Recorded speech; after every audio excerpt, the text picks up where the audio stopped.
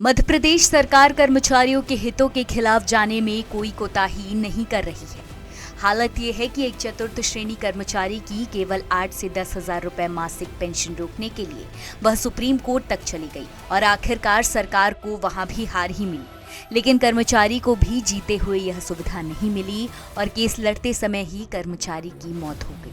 दरअसल साल 1974 में मदन लाल शर्मा विभाग में मिस्त्री के पद पर दैनिक वेतनभोगी के रूप में भर्ती हुए।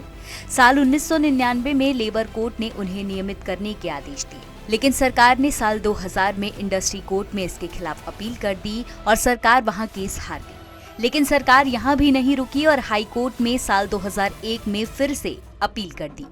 यहां भी साल 2003 में सरकार हार गई, लेकिन सरकार ने कर्मचारी को नियमित नहीं किया। साल 2012 में बिना नियमित हुए ही शर्मा रिटायर हो गए। उन्होंने पेंशन मांगी, लेकिन फिर भी सरकार ने पेंशन देने से मना कर दिया। इसके बाद शर्मा साल 2021 में सुप्रीम कोर्ट गए।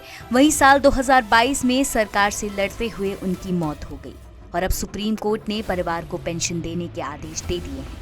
गौर करने वाली बात है कि सरकार ने कर्मचारी को पेंशन देने के लिए हर स्तर पर कानूनी लड़ाई लड़ने में ज्यादा रुचि दिखाई और इस पर 12 लाख रुपए से ज्यादा खर्च कर दिए। लेकिन वह कोर्ट के आदेशों के बाद भी कर्मचारी को केवल 8-10 हजार की पेंशन देने में ही हिचकते रहे और अब सुप्रीम कोर्ट ने आदेश दिया है कि मदन लाल शर्मा के परिवार को पेंशन के साथ साथ 6% ब्याज भी चुकाया जाए।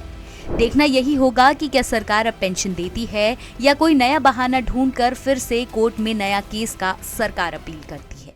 लेटेस्ट, इन्वेस्टिगेटिव और इन डेप्थ खबरें देखने के लिए ज्वाइन कीजिए द सूत्र का व्हाट्सएप चैनल, सब्सक्राइब कीजिए यूट्यूब चैनल, लाइक कीजिए फेसबुक पेज और पढ़ते रहिए वेबसाइट www.daसूत्र.com।